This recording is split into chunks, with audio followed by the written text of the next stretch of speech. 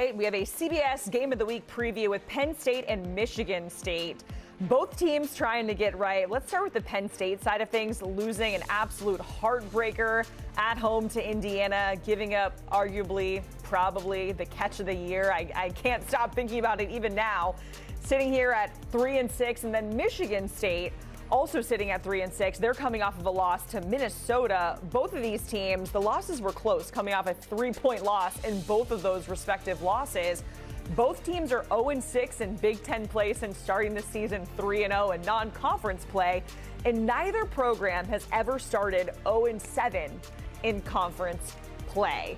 Michigan State, oh boy, the wrong kind of streak. We're looking at Michigan State's longest losing streaks in program history. The longest ever. You have to go back to 1916, 1917 season for 10. They're not quite there yet, but still riding that 6-game losing streak here as we sit in 2025, and hoping for them that it's not going to be 7 straight losses. So let's bring in our college football analysts, Shehan, Jeyarajah, and Adam Breneman for a Game of the Week preview. Penn State, Michigan State. Michigan State, it's been a rough fall. We saw it there, losing 6 straight games here. They might have discovered a bit of a spark in terms of their quarterback in that loss to Minnesota. So Shehan, I'll come to you first. Break down the QB situation and what it could mean ahead for Michigan State here as they are in the midst of a 6-game losing streak. Yeah, well, look, here's the reality, is that when Aiden Childs came with Jonathan Smith to Michigan State, they knew that he was a boom or bust type prospect. And I think that you've seen that across the 2025 season. He's had these moments of brilliance, but he makes a lot of mistakes as well. So going to Alessio as their backup quarterback, I mean, I think that he just brought a level of stability that this program hasn't really had for most of the Jonathan Smith era. He's done a good job of making good decisions, avoiding trouble, 311 yards and a touchdown in his last game in a game that went to overtime against a good Minnesota team. I think that for Michigan State right now, they are just looking for anything stable, especially on the offensive side of the ball, and I think that he gives it to them. Yeah, and sometimes when you have a 2-quarterback system that can rotate a little bit, we saw that Michigan State said they weren't sure how this quarterback situation would play out in the game against Penn State. It can give you an advantage on offense. Penn State doesn't know which one they have to prepare for. They both have different styles. So this could be an interesting matchup for Penn State's defense to not really know which quarterback they're going to see on the field at any given time for Michigan State. And it could just change the kind of blitz calls Jim Knowles likes to bring when you're not sure what you're going to see on the other side. As far as Penn State, it's certainly a season that they would like to forget. I think they were my preseason pick to win the national championship. I'll just put it out there for myself. And it didn't exactly pan out that way or anywhere close. James Franklin gets fired. It's certainly not what we were expecting. But Nick Singleton, he's been plugging along. So, Adam, I'll come to you first here. How impressive has he been this season, and do you think he can continue to help power this Nittany Lions offense? Yeah, well, first, Penn State was my preseason national champion pick as well. As a former Penn Stater, it's been a rough year.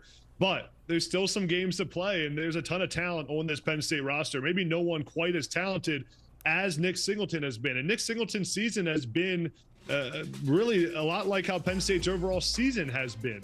Just not very good for the first few weeks, lost some really tough games. Nick Singleton was slowed down in those games, but last game against Indiana, this was the Nick Singleton that we're used to seeing. Explosive, can make plays down the field, is really decisive running the football, had 2 touchdowns against Indiana. And in a game like this against Michigan State, a game that really Penn State, you got to find a way to win it. That's where you need your best players to step up. And then Penn State has Katron Allen as well. Maybe coming into the season was known as the best 1-2 punch at running back in college football. Neither has really played up to expectations, but it's going to be a big combination at running back in this Michigan State game. The balance between using Katron Allen and him between the tackles, Nick Singleton on the perimeter, using the speed to make explosive plays. Well, I did not fall into the Penn State trap to start the season. That's because I picked LSU instead, so there's plenty of blame to go around.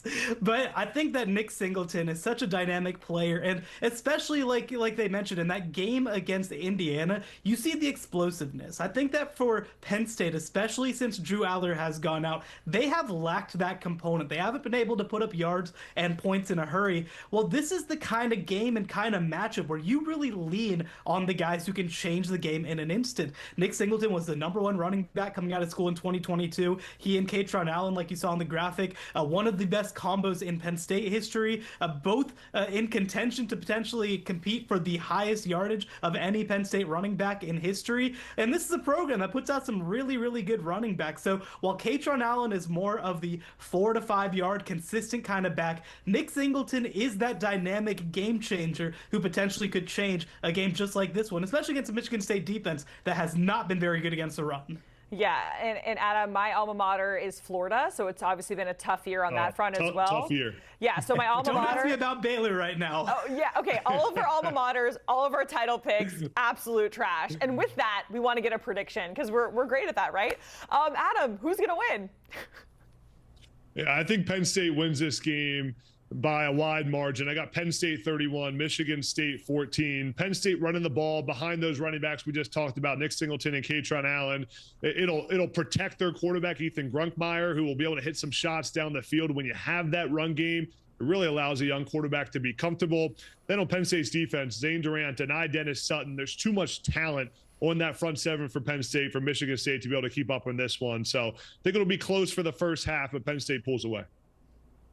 There's a lot of talent on this team, but it has certainly not played up to expectations through the first 6 Big Ten games. This is going to be a ball control scenario for Michigan State, and I think that making the quarterback change is going to be a big part of this. I think that Jonathan Smith knows this is a do-or-die situation for him. There's a lot of rumors swirling about his job status. I think that Michigan State comes out and covers. Now, I think that Penn State comes away with their first victory in Big Ten play, but I do think this one's going to be close heading into the fourth quarter. All right, Adam, Shehan, we certainly appreciated a preview and game pick for Penn State, Michigan State. It is our game of the week on CBS Sports. It's all going down Saturday, 3:30 Eastern time. And of course, you can stream all the action on Paramount Plus as well.